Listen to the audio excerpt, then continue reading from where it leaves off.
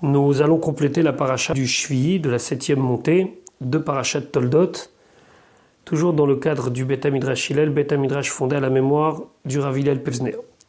Nous sommes au Kafret, chapitre 28, Pasuk He, verset 5. Vaishlach Yitzhak, Yitzhak a envoyé et Yaakov, Vayeler Padan Aram, il est parti à Padan Aram, El Lavan, chez Lavan, Betuel Arami, fils de Betuel, d'origine de Aram, Achi Rivka, le frère de Rivka, Em Yaakov ve Esav, la mère de Yaakov et de Esav.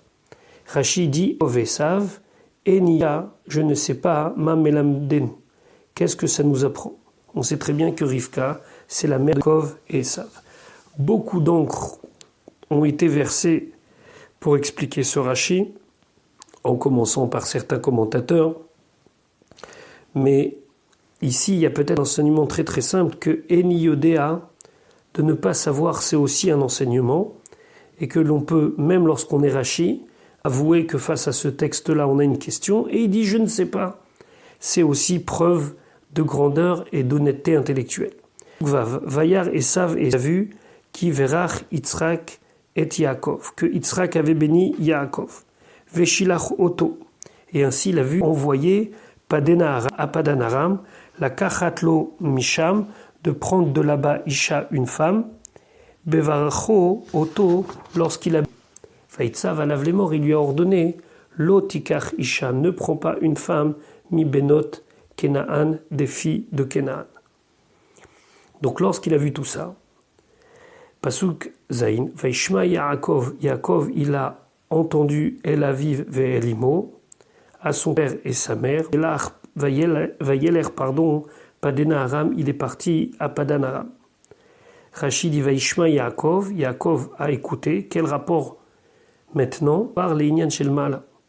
Ça revient à ce qu'on a dit en haut. Qu'est-ce qu'on a dit en haut? Dans le pasuk précédent, pasuk Vav, on voit qu'est-ce que Esav il a compris. Vayar Esav, que Esav il a vu, qui verrach Yitzhak, que Yitzhak il a Bekov, Fechechilachoto Padan Aram, et qu'il a renvoyé à Padan Aram, etc. Rishama Yaakov El Aviv, et que Yaakov il a écouté ses parents, Ve'alar, Padan Aram, il est parti à Padan Aram. Vechiraot Benot Kenan, et quelles sont mauvaises les Benot Kenan, Ve'alar Gashmal, et donc lui, conséquence de tout ça, il a été chez Ishmael pour trouver une nouvelle femme. Donc en vérité, Rashi nous explique que tout ça, c'est la constatation par Esav de ce qui s'est passé.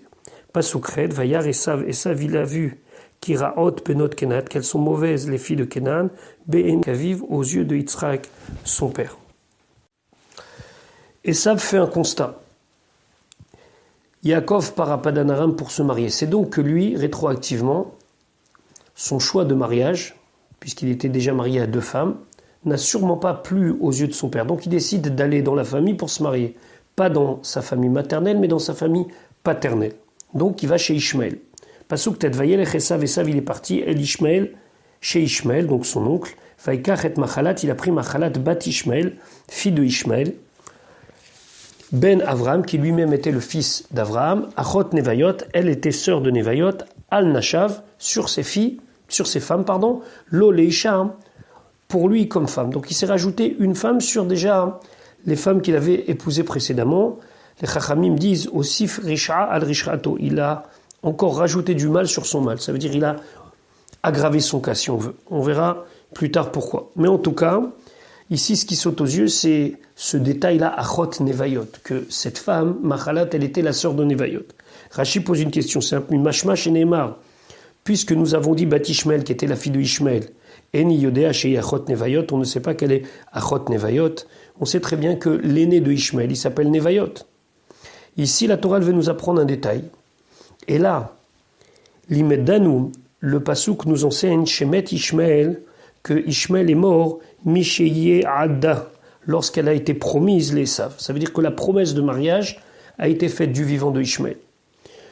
Maintenant, lui, il est mort, Kodem Nisouea, avant les mariages concrets. Ça veut dire qu'il y avait une période où la jeune fille était promise et le mariage avait lieu après. Veisian et Vayot Achia. Et donc, qui a fait concrètement le mariage? C'est Nevayot. Donc, au niveau de la promesse, c'était Ishmael, puis il est mort. Et concrètement, le mariage a eu lieu en présence du grand frère. Deuxième point que Rashi apprend de ce morceau de la Torah. Velamadnu, et on apprend chez Aya Yaakov que Yaakov, il était Beoto Aperek à cette période-là, Ben Samer Gimel Shanim, âgé de 63 ans. Pourquoi? Share Ishmael Ben Aïn Dalet Shanim Aya Keshenolad Yaakov. Parce que Ishmael, frère de Yitzhak, est âgé de 74 ans au moment de la naissance de Yaakov. Comment on arrive à 74 ans? Yud Dalet Shana Aya Gadol Ishmael Mitzrak. Ishmael et Yitzhak, ils ont 14 ans d'écart. Ishmael est plus grand de 14 ans que Yitzhak. Ve Yitzhak ben Shishim Shana Beledet Otam. Yitzhak, il a 60 ans à l'âge de la naissance de ses enfants. Donc ça fait 60 ans. Si lui, il a 60 ans et que Ishmael, il est âgé de 14 ans de plus, ça veut dire que Ishmael a Re'ain Dalet. Ça veut dire que Ishmael, il a 74 ans. Veshnotav, et les années de Ishmael Ayou Kouf Lamed Zain, c'était 137 ans. Chez Neymar, comme c'est marqué, Vele Shenecha Ishmael, voici les années de la vie de Ishmael. Nimtsa, donc on peut en déduire que Yaakov, que Shemet Ishmael, quand Ishmael il est mort, Ben Samer Gimel Shanimaya, il était âgé de 63 ans. Alors on refait le calcul. Lorsque Yaakov il est né, Ishmael il avait 74 ans. Comment on sait qu'il avait 74 ans? Parce que 60 ans, c'est l'âge de Yitzhak au moment de la naissance de Yaakov. Il a 14 ans d'écart avec son frère, donc son frère, il a 74 ans. Quand Ishmael, il meurt, il a 137 ans. De l'âge de 74 ans à 137 ans, ça fait 63. Donc ça veut dire que Yaakov, il a vécu 63 ans jusqu'à la mort de Ishmael. Autre enseignement. Velamadnu Mikan, et on a appris de là, chez Nitman, qu'il s'est caché Bevet Ever dans le Bet Midrash, dans la maison d'études de Ever, Yud Dalet Shana, 14 ans, Ve'acharkach alach le Haran, et après, il est parti à Haran. Nous allons voir dans la Parasha Vayitze la semaine prochaine qui va à Haran, et il manque 14 ans de la vie de Yaakov. On ne sait pas où est-ce qu'il est. Et là, Rashi nous dit, pendant 14 ans, il était à la Yeshiva, il était caché dans la maison de Ever, dans le Bet Midrash de Ever, et il a étudié la Torah. Comment on arrive à ces 14 ans mystérieux? Share Losha Bevet Lavan Lifne Ledato Shel Yosef et la Yud Dalet Shela. Il était dans la maison de Lavan avant la naissance de Yosef que 14 ans. Chez Neymar, comme c'est marqué, on le verra plus tard dans les parachutes qui vont suivre, Avatircha Arba Isre Shana Bishne Benotecha Veshesh Shanim Betsonecha. J'ai travaillé 14 ans pour tes deux filles et 6 ans pour ton bétail. Ou Secharatson, Mishenolad Yosef Aya. Et quand est-ce qu'il a commencé à toucher un salaire par rapport à son bétail? C'était juste à la naissance de Yosef. Chez Neymar, comme c'est marqué, Vayikasha Yaleda Rachel et Yosef, lorsque Rachel a donné naissance à Yosef, et là, c'est seulement là qu'il a pu avoir un salaire par rapport au bétail. Pourquoi? Parce que les 14 premières années, il a travaillé pour rembourser, entre guillemets, son mariage avec Léa et Rachel. Donc on continue. Ve Yosef ben Lamed Shana Aya Keshem Malach. Et Yosef est âgé de 30 ans au moment où il est nommé vice-roi. Ou Misham Ad Sheyarad Yaakov Lemim. Et du moment où il est nommé vice-roi, jusqu'à que Yaakov le rejoint en Égypte, Tet Shanim 9 ans, Zain Shel Sova, 7 années où il y aura l'abondance, ou Bet Shel Rahav, et 2 années où il y aura la famine. On sait très bien qu'il va y avoir l'histoire de les vaches maigres, les vaches grosses, etc., etc.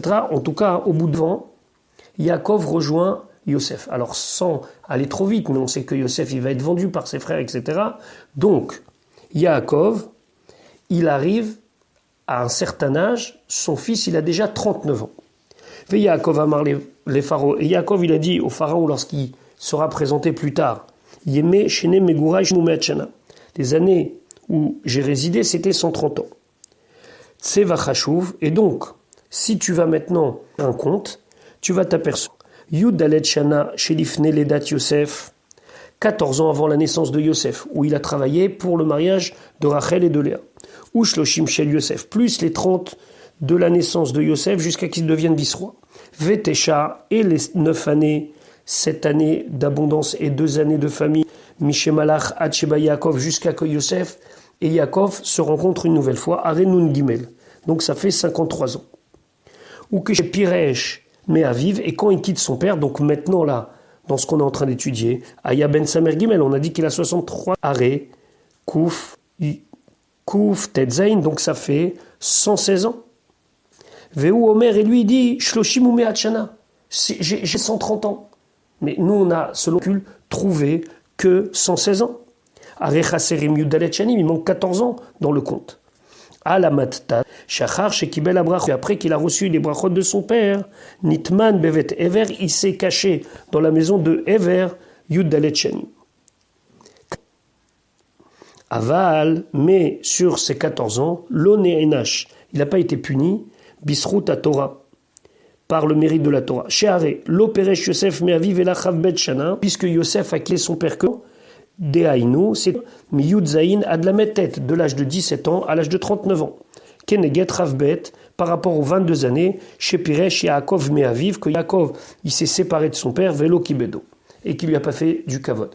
Là ici, Rashi il va encore dans un autre événement, c'est qu'on dit qu'entre le moment de la vente de Yosef jusqu'au moment vu son fils, ça s'est passé 22 ans. On dit pourquoi Yaakov il a perdu entre guillemets son fils Yosef pendant 22 ans, de vue, alors que lui il croyait qu'il était mort, mais pourquoi 22 ans?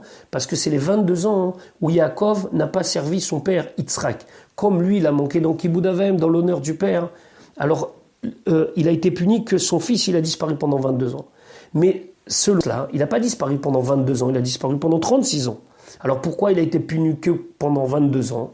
Parce que les 14 ans où il a étudié la Torah, elle l'a protégé.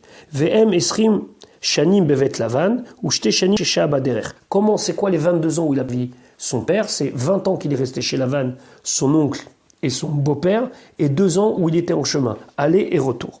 Kedirtiv, comme c'est marqué, Veiven lo bait ou limikne ou asasukot, qu'il s'est construit une maison, il s'est installé, il avait fait des tentes pour son bétail. Au Pirchou Rabotenu, misé à Pasouk, de là on apprend, Shesha Shmona Asa Chodashim Baderer, qu'il est resté 18 mois en chemin, des Baït Hava Bimotak Shamim, Kotavu Bimotachama, parce qu'il a construit une maison pour les jours pluvieux et des soukot pour les jours d'été. Ou les Cheshbon Apsukim Shechishavnu Leil, et selon le compte des Psukim que nous avons compté plus haut, Mishe Perash Meavi Vacheyara de Mitzrayim, depuis le moment où il quitte son père jusqu'à l'arrivée en Égypte, Ben Kuflamet Shanim, il a 130 ans. Chez Shamanu Motsim Od Arba Shanim, et donc on trouve encore qu'il a 14 ans, qui manque dans le calcul.